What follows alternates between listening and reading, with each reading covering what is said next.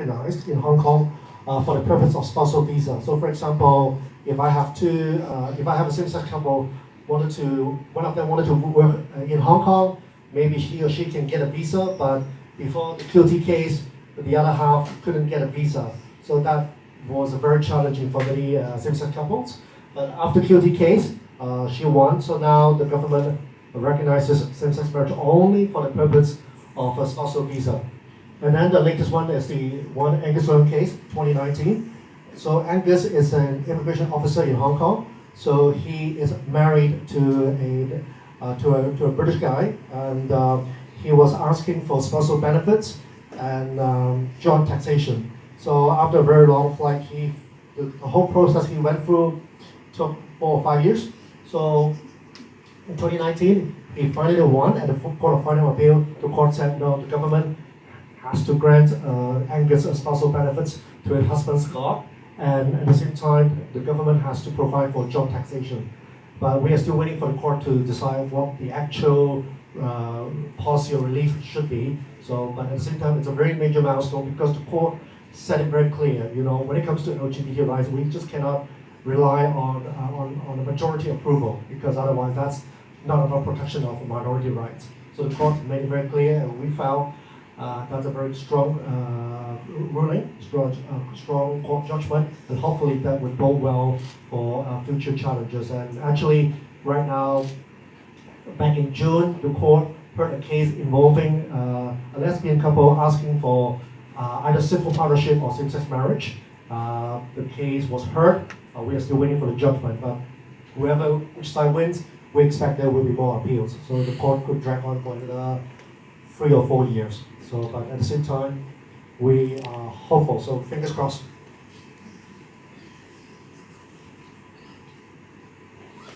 So in Hong Kong, although if you look at around Asia, when it comes to LGBT rights, certainly it's not the best, but it's also quite okay in a sense. Actually, there are 4 major annual events in Hong Kong. Usually, they're all in the second half of the year.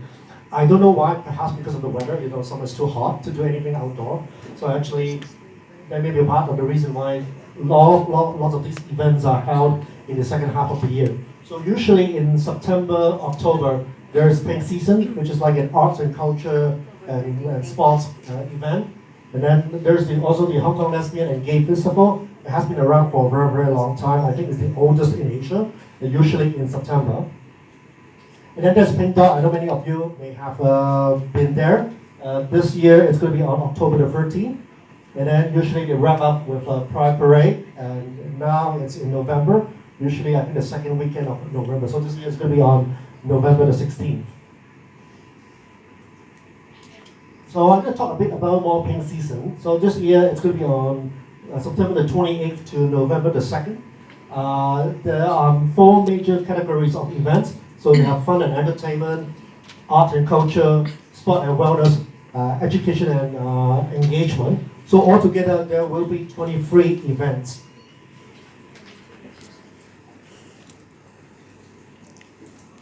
So some details, these are events that will be held over weekends. So there is a bike ride on the 29th, and then there's a health forum on October the 5th. There's a cultural festival on the 20th. And then there's the being LGBTQ and Christian, which is like a panel discussion on the 27th. Most of these events are free, except I know for the bike ride they're going to charge a fee. But more details will be available. So have time, just keep checking pinkseason.hk. As more details are available, they will put those details on the website. So let me Pink Alliance, what kind of organization is Pink Alliance? I think, although we call it an LGBT plus organization, but actually there's a mission basically is to advance dignity, acceptance, equal rights for LGBT plus people in Hong Kong through community engagement and public education.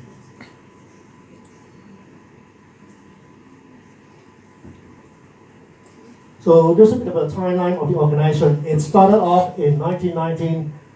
They called themselves as the Tongji Community Joint Meeting.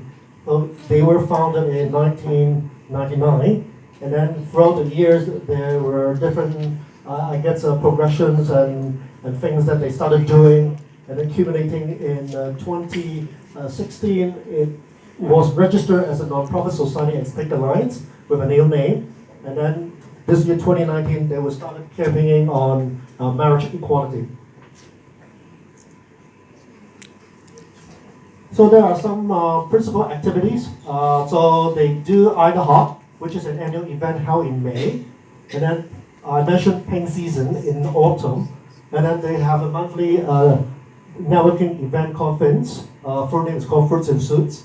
And then they do campaigning, basically educating and mobilizing the community around a specific issue.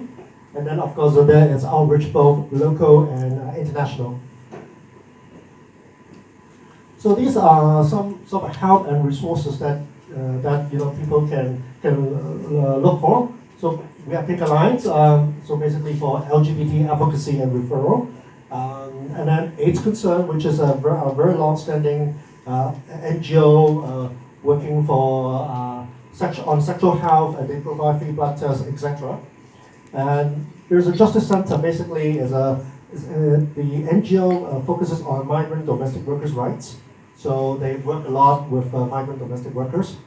And then there's a Pride line, there's a phone number. So basically, if anyone, LGBT people, they have problems or issues, they can call Pride line. And they can offer help as well. And it's run by a very long-standing local NGO called Tongwan Global Hospital. And then of course I've heard there's the Migrants Pride Group formed by different, domestic workers groups. I've seen them in pride parades and other LGBT activities. So they have a pretty strong presence on Facebook. So if you're interested, please reach out to them. And if you need any help or advice, or perhaps if you want to volunteer, because with NGOs they are always looking for volunteers. So do check them out. They all have their presence on Facebook or they have a website. So this concludes my official part of the presentation. So before I open up the floor, I just want to get a sense of day-to-day life. Do you guys experience any sort of specific challenges or difficulties that you think local NGOs should learn or should know more? Yep. Yep. So meron sa pang-araw-araw na buhay mo, meron ba kayong naramdaman na discrimination dahil sa pagiging LGBT na sa tingin nyo dapat mapagtuunan na pansin ng mga organization dito sa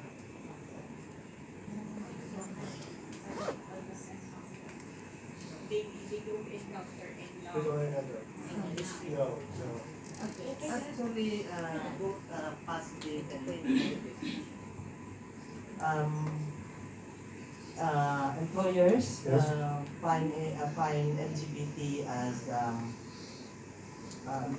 that we might influence their children. All right. So that is a negative impression on the LGBT. While on the other side, we are being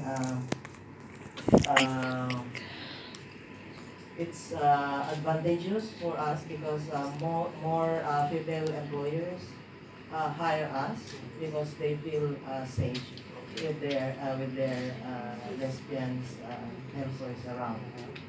So there are discrimination. Some of the locals still inspect us from head to toe when we are expressing, we are holding hands with our partners in the MTR and in the buses. So these are the everyday discrimination, forms of discrimination that we face. Yeah.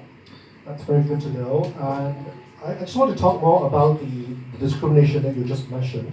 So I understand that. In generally speaking, in Hong Kong, I know, although the younger generation they are more accepting of LGBT persons. Although there's still problems with the older generation. So when it comes to discrimination, do you think it's fair to say usually it's the older people from the older generation that have the most problem? generation are more conservative. More conservative. Yes. But do you think that after you try to explain to them, like you do your work to the best you can, you're being very professional, and let's say the longer they know about you, they will start thinking, look, nothing wrong. Maybe I don't, like I still I couldn't accept the sexual orientation side, but at the same time, they started have a more sort of understanding about you as a person.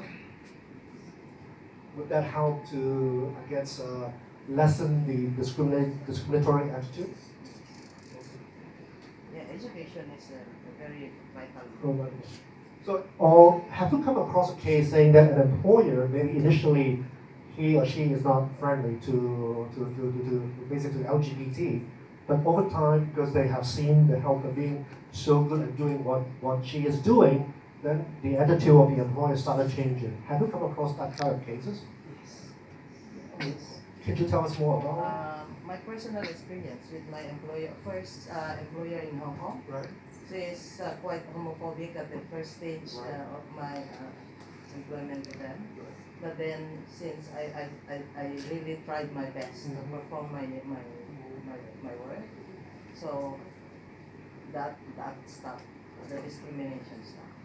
Because I believe that we sell our labor, but Yes. not our people. Well, thanks for sharing.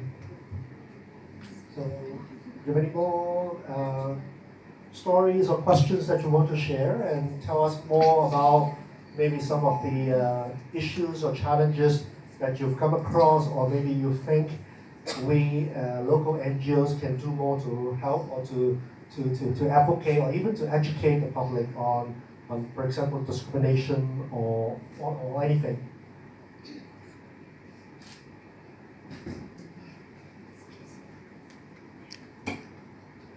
I just wanna share something because all of us here are lesbians. Our main purpose is to marry our girl. And until now we find it different, like getting settled with them. And I could see some of us lesbians who are marrying their girls, but not in legal way. So could you please help us give this be heard by the NGO? We really want our girls. Certainly, You are correct. I come to you later in get your contact details.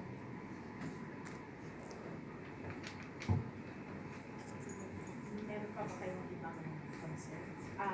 Do you know of any incident where someone was dismissed, dinanis by the employer because of the sexual orientation? Wala. In our group. Not in our even my knowledge. But for instance, Jerome, there is a worker who was dismissed by the employer because of the gender, because of the sexual orientation. So, is there a particular office in Hong Kong that they can go to seek assistance? To be honest, it's simply in Hong Kong because we don't have an anti-discrimination law. So, strictly speaking, there is no protection. Actually, I come across a case. There's a local guy. He was dismissed by his employer because apparently his employer found out that he posted some pictures of himself on Instagram. And long story short, basically, he got a dismissal letter. So he has talked to a lawyer. Basically, because of the lack of an anti-discrimination law, pretty much that's the end of the story. Nevertheless, he could have bring in a lawsuit to sue the government because of a lack of protection. So it's the other way around to get the issue going on, but it would take, I think, a few years. Obviously, it's not going to be as easy as one would think. But when it comes to anti-discrimination law, we are working hard on it. And although maybe officially there isn't a legal way to seek redress, but I would encourage people who have come across discrimination to file a complaint with the Equal Opportunities Commission. I actually had a talk with the new chair back in June, and I brought this up, about anti-discrimination, the discrimination issue. Even though we don't have a law, but we need to have good statistics in order to push the government to do something. With no numbers, the government can say, look, there are no issues, what's the big deal? So although Yes, legally speaking, our hands are tied at this stage, but I do encourage people, if they have come across discriminatory incidents, call the EOC, lodge a complaint, and the EOC has promised that they will keep the statistics within their system so that when the time comes, they will try to advocate more strongly to the government, say, look, we have all these cases, we have all these numbers. You can't just say not everything is fine. So evidence matters when it comes to advocacy. I know it's tough. I know sometimes we feel, I guess, discouraged because, hey, there's no redress. Why should I bother? But I would try to bring out one simple message: is if we all keep quiet, no one knows what's going on. We need to be heard. We need to have cases documented. These are evidence, right? These are the numbers. They are like solid evidence. So with those things, it helps NGO, it helps the EOC to push even more stronger. I mean, even when someone brings in a case to court, the government could say, look, there's no one make a fuss. Everything is okay. But obviously we all know it's not okay. But if the one who bring in the lawsuit say, look, I have all these numbers, they are like solid numbers. That is a good way to refute or to rebut the government. At the same time, to help raise the issue, be more dominant, so that people can finally recognize it's not okay. So something needs to be done. So that's why I do encourage every one of us, if you have encountered a discriminatory incident, file a complaint, or even if you have questions, give us a call. At least we can put down the details. We need good stories to tell people. I mean, be it on anything advancing LGBT rights, or in a matter of general advocacy. Evidence matters. Stories matter. If we could tell more stories, of course, I know it's sensitive. Privacy can be protected, but if we can, because actually I do have my friends from the media keep asking, do you have stories to tell? I know I do have, but sometimes people are so afraid of coming out to tell their stories. But if we have more stories, then more people are willing to come out to tell the stories. It creates a kind of noise that the government can no longer ignore. So that's my advice. Yeah, maybe I can. I just want to share a very quick account Yes. of my experience. Mm-hmm. In 2017, I was arrested by the immigration. Right. I don't know if many of you have read this story. And now I filed this year in May. I filed the judicial review. Yeah, because they said I violated in contravention of marriage ordinance. Mm-hmm. So now, if I just pleaded guilty on my case when I was arrested, but then for me, I was fighting for LGBT rights. So that was the time that I really stood up to fight for my rights. So that is not only for myself, but it's for everybody. Thanks for sharing. And if I may just add a point, a bit early on in one of my presentations, I put down some milestones. I mentioned actually, yes, back in 1991, the government finally decided to decriminalize homosexual acts. Before that, actually, if someone caught having a homosexual relationship, the person could be sent to jail because actually it was against the law. Now, it's a long history, I'm not going to go into that, but afterwards, nothing really happened until we got Billy started. I see himself as a pioneer when using the judicial route to fight for LGBT rights. It does take a great deal of courage on the person to come out and tell his or her story. But at the same time, this is how we, I guess, sometimes make things happen. Unfortunately, as much as I love to see the government being a bit more proactive, but the reality is they are not.